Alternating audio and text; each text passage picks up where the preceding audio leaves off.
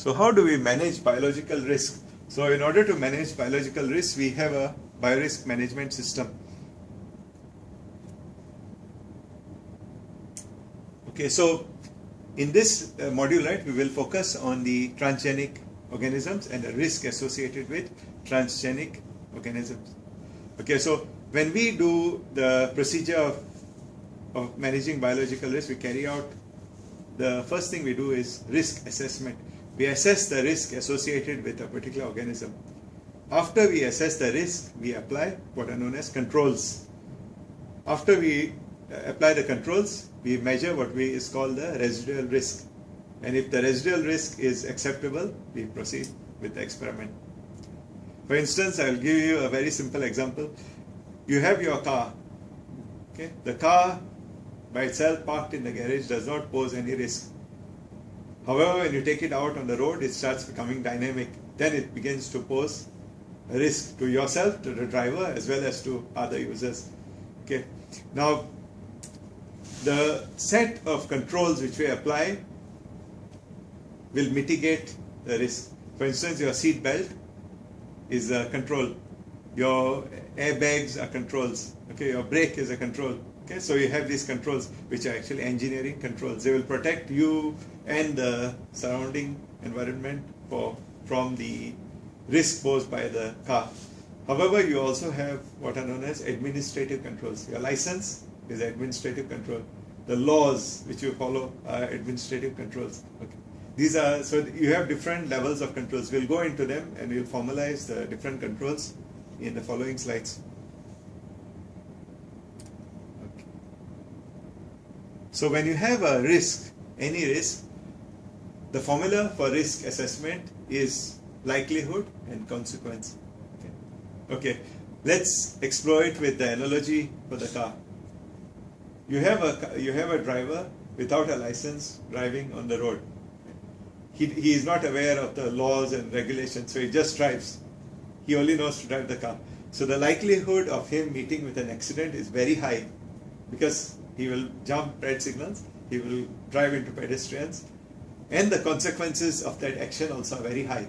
Okay? Because if he runs into a pedestrian, he'll kill someone. If he runs into another vehicle, he'll probably kill someone. So you have very high consequences.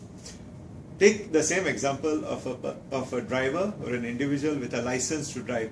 So the likelihood of that individual hitting someone is very low because he is following laws. He won't collide with a pedestrian or vehicle. However, if he did collide, the consequences remain the same. You understood the general? The likelihood changes, but the consequence remains the same. The same driver hitting a pedestrian will basically cause the same level of injury. So in biological organisms, the same concept applies. Okay? So if you take for example, if you have a plant, as in this case, you have a plant which is rice, which is open pollinated, it will produce pollen and it will contaminate local land races. So if you have this plant release the pollen, you will have an impact on the economy. For instance, local farmers may say you have polluted our crops and then we can no longer sell them because the market says they are genetically modified. So there will be consequences for the economy as well. So everything has to be measured in terms of likelihood and consequence. So if you can refer to the table, you will see, for example, 1 means the low consequence, low likelihood. Okay? And number 5 is the high consequence and a high likelihood. Okay? So let's see this in terms of the pathogen, like a human pathogen. Okay? A human pathogen which can cause death, for instance, and which has no known cure. Okay? If you protect it in a lab, the likelihood of it causing like a disease or a sickness is very low because it's contained in the lab. However, if that pathogen were to be released, the consequence is very high because once it's released, the consequence of accidental release or intentional release is also very high. Okay, so for instance, if a terrorist were to steal that pathogen from the lab and propagate it throughout the system, the consequence will be high. And if it were to be accidentally released, the consequence will be high as well. So every biological agent has to be looked in terms of the likelihood and consequence. We have to consider that perspective. Okay. So once we go through this process of risk assessment, we will determine the level of the risk. So Sandia National Labs developed this procedure which is known as AMP. So they assess the risk, they mitigate the risk, and then they assess the performance of their management system.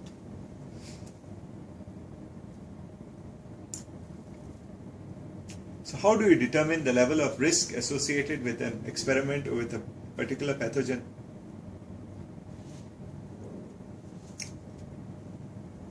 Okay, when we have a pathogen, right, in the lab, it poses no risk.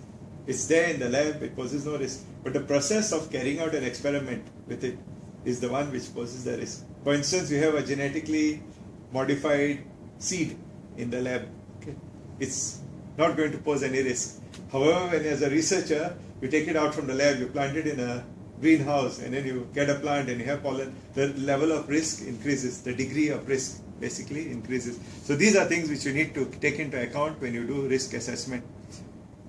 For instance, if you're a researcher is saying, I am working with genetically modified seeds, okay, the next question you'll ask him, what are you going to do with the seeds? For instance, he says, oh, I'm just going to extract DNA from the seeds. So the risk is very low. The likelihood and consequence of that material going out of the seed and going into another plant is very low. Okay, so that's a different aspect which you need to look into. However, if he says, I'm going to plant this seed and I'm going to harvest the pollen and then check for the DNA or the genetically modified material in the pollen, then your risk increases. So both the likelihood and consequence also increase. Okay. So these are some of the questions which we ask researchers. So there is no general set of questions. You have to develop a specific risk assessment for a specific procedure or a specific experiment. So, for instance, we'll ask the researcher, has the organism been genetically modified? So, is there any experimental evidence which says that this modification is dangerous? Okay. However, if it's a new case, right, de novo, you don't know, then this question will be a gray area. Okay. So, what's a lethal dose? For instance, some of the genes may have a lethal dose. Okay, when you feed them in certain concentration to animal tests, they may have proven to be lethal. In that case, you need to take precautions. So these are the various questions which you ask. So one of them is training. Number 6 is training. So has the researcher received training in terms of handling the material? And you have to ask if the project will be carried out under containment. So in the event that you are involved in basically in a management situation, you need to develop this kind of questionnaires to assess the risk. So then you categorize them into the risk group, in which case you need to refer to your NIH guideline. Okay, classify them into the risk group. So once you have identified the risk group, and you have identified all the assessment, you have carried out a risk assessment, you need to mitigate or reduce the risk. So risk assessment is asking questions and it's passive. You ask questions, you just keep asking. Risk mitigation is where you carry out the process of limiting the risk. Okay. So there is a specific procedure which you need to follow. Okay. This slide actually pertains to the hierarchy of controls. The hierarchy is a staggered level of risk mitigation. The first level is elimination. For instance, if you carried out a risk assessment and then you determine that the risk is too great and you don't have the personnel, you don't have the training, you don't have the facilities, or you don't have the equipment, you do what is known as an elimination. Elimination means you do not carry out the experiment. You inform the researcher saying that this experiment is too risky, please don't carry out this experiment. Okay. The second one is substitution. Okay. You have a plant, for instance, which is posing a risk. For instance, you have genetically modified a plant with a pathogenic, for instance, a pathogenic virus. Okay, you can suggest to the researcher to carry out a substitution. Substitution means you carry out an experiment, however you mutate the gene to reduce the level of pathogenicity, or you mutate the virus, you attenuate the virus so that the level of risk is reduced. So that's from the substitution. The third control is the engineering control. Now this is an expensive control because it involves the facility itself. So the air conditioning system, the HEPA filters, the filtration system, the airlocks, okay, the negative airflow, all these are engineering controls. So when your engineering controls have been taken care of, you have your administrative control. Administrative controls is your organizational structure and your SOPs. All your SOPs, your measures, your records, your documents are in administrative controls. And the last line of defense is basically the personal protective equipment, which are your gloves, your suits, your respirators, okay, and the SOP associated with usage of these equipment.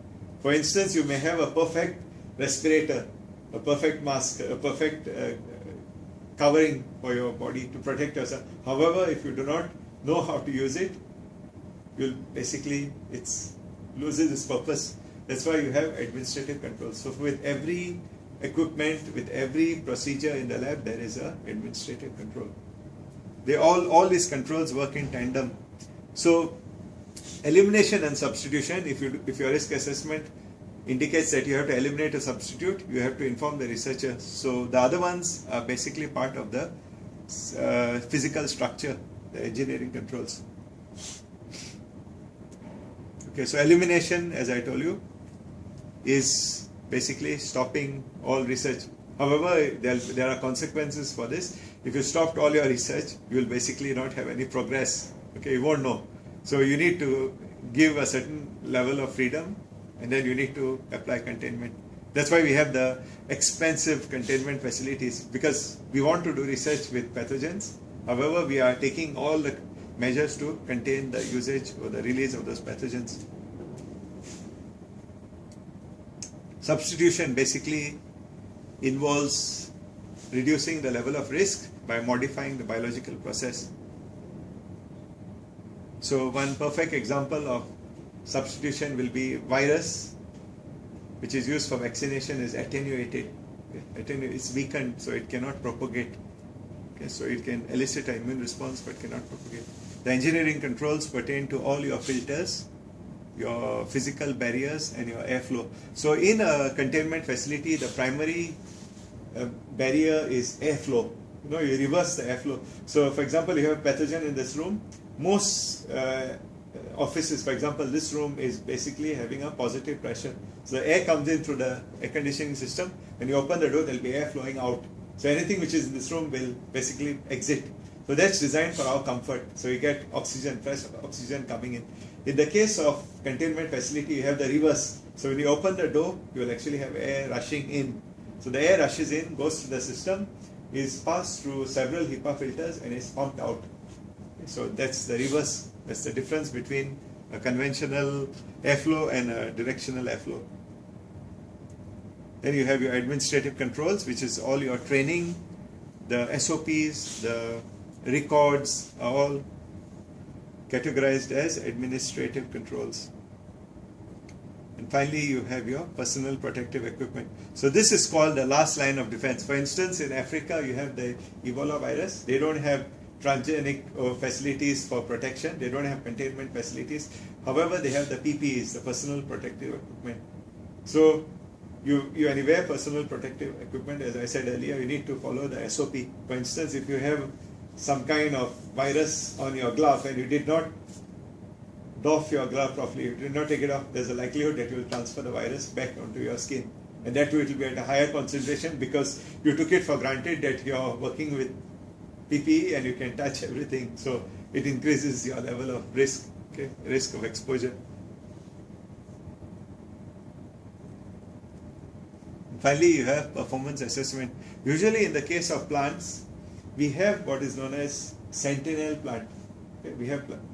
For instance, when you do a risk assessment for crops, you can suggest to the researcher, please ensure that you build your facility within a 1 kilometer radius of any rice field. So it has to be outside. So any rice crops or any local farmers' crops have to be growing beyond 1 kilometer. So how do you determine this 1 kilometer? You did certain tests prior to that to determine the flow of the air. So you should be aware of all these things before you suggest measures for mitigation.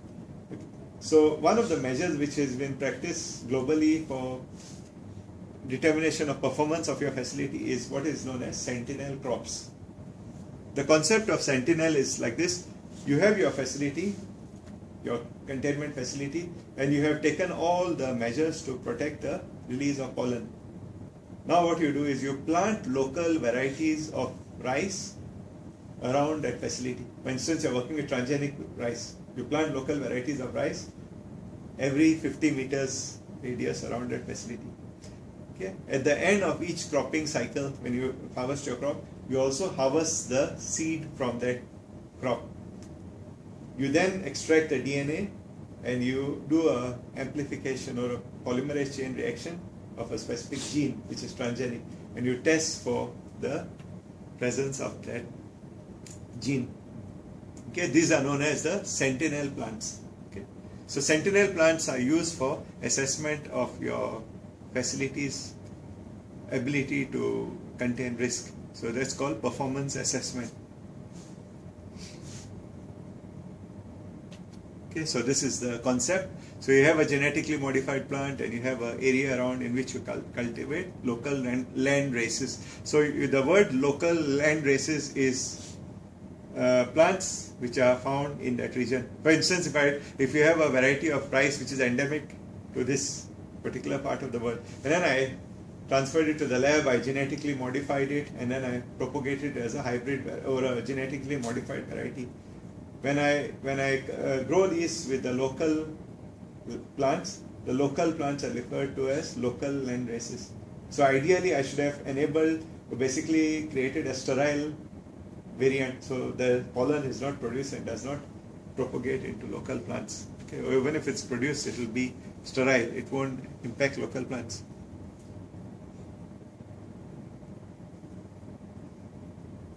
Okay, so the last part of this module will focus on facility design.